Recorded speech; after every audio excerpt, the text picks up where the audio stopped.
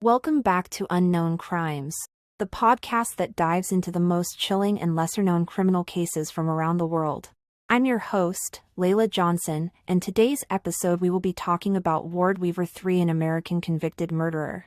He is serving a life sentence without the possibility of parole for sexual assault, rape, attempted murder, and the murders of Ashley Pond and Miranda Gaddis in Oregon City, Oregon.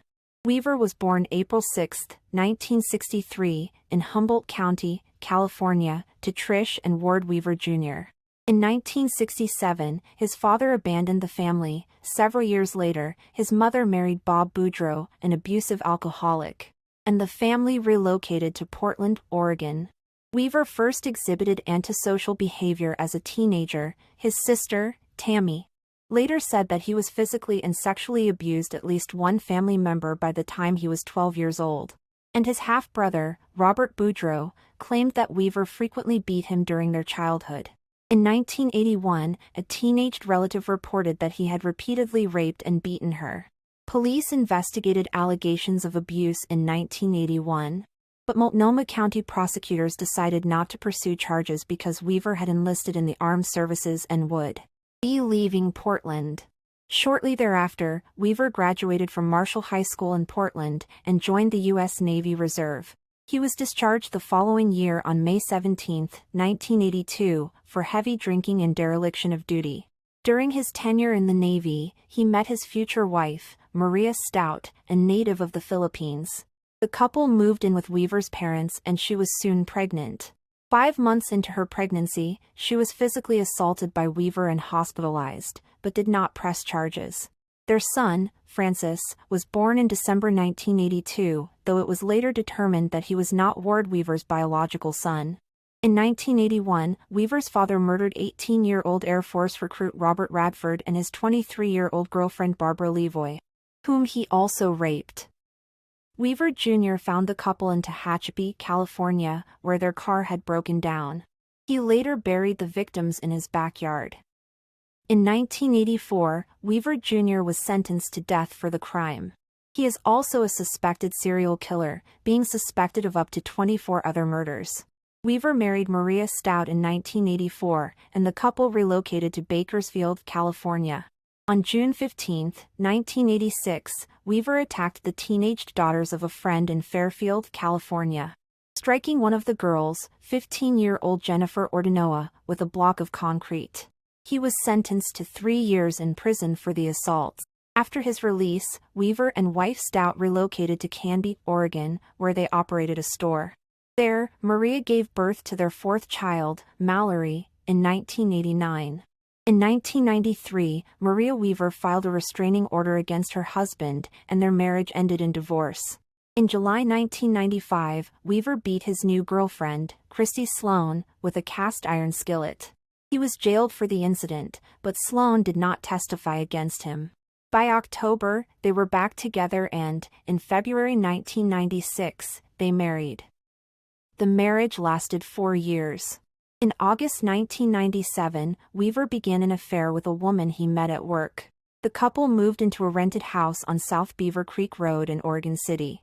Weaver's 12-year-old daughter Mallory became friends with Ashley Marie Pond, born March 1, 1989, and Miranda Diane Gaddis, born November 18, 1988. The 3 girls were students at Gardner Middle School, and were also members of the same dance class. In August 2001, Pond accused Weaver of attempting to rape her at his home, and reported the incident to police. Law enforcement did not formally file charges against him. On the morning of January 9, 2002, Pond left her home at the Newell Creek Village Apartments to walk to the nearby bus stop. She never arrived. Friends and family, including Gaddis, began to search for her. Gaddis resided in the same apartment building as Pond. The dance team, of which both girls were members, organized a fundraiser to help assist the search for Pond, which they scheduled for March 23, 2002. On the morning of March 8, Gaddis disappeared under similar circumstances to Pond. After Gaddis' disappearance, the FBI instated a task force to search for the girls.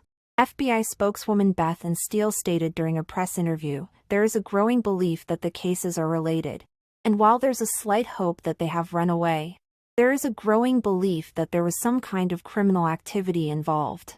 After both girls vanished, Wearver, with the help of his son, dug a hole in his yard and covered it with concrete. Wearver told his son it was a pad for a hot tub. KATU television news reporter Anna Song conducted an interview with Wearver prior to his arrest, during which he stood on top of the concrete slab where Ashley Pond was buried. When asked about the slab, Wearver told the Oregonian, "I'm putting in a jacuzzi. The last time I checked, that wasn't against the law." Portland Tribune reporter Jim Redden got two tips early on, one from Linda O'Neill, a private investigator and a relative of Pond, which prompted him to interview Wearver. Wearver told Redden that he was the FBI's prime suspect, at a time when it was generally believed there was no such suspect. During a July 9, 2002 interview with Good Morning America, Wearver commented, "I have no problem with them looking at me as a suspect. The problems are coming with what they're doing as far as questions that are being asked of my family. They're telling parents of my daughter's friends not to let their daughters spend the night, because I'm a prime suspect. And their daughter might be next."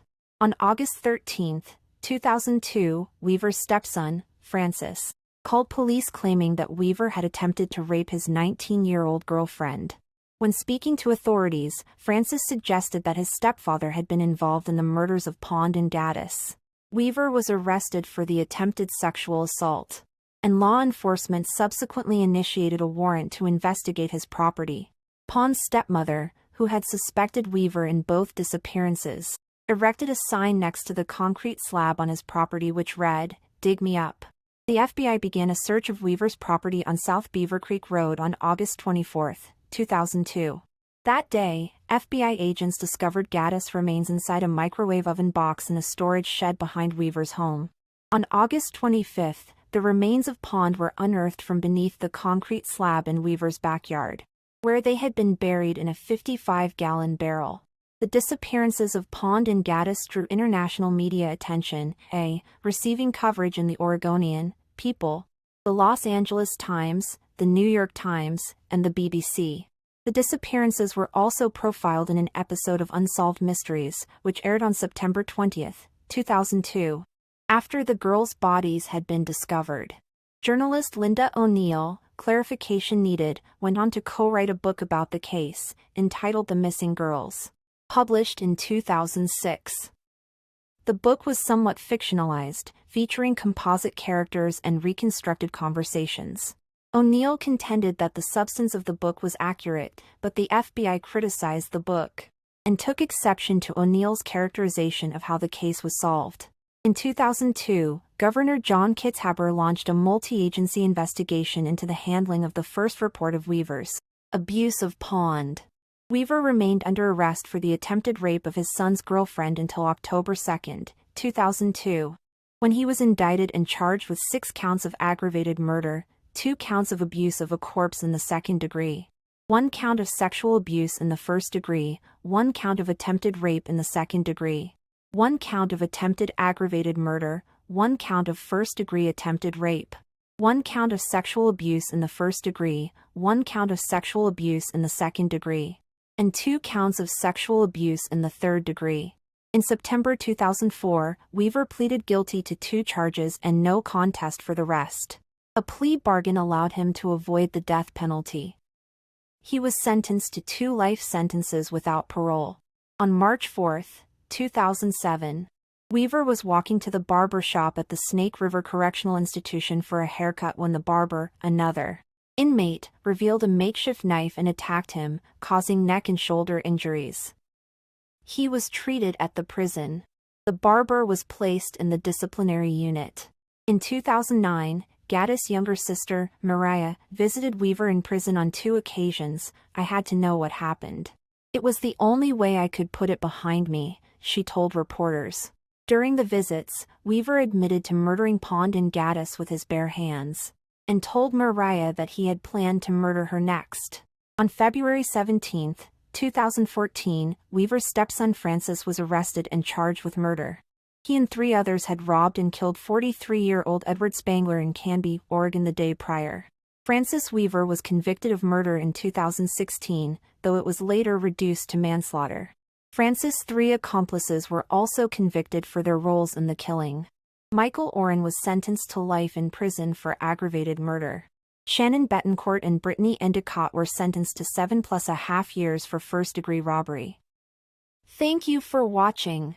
If you enjoyed this episode, don't forget to subscribe and leave a comment.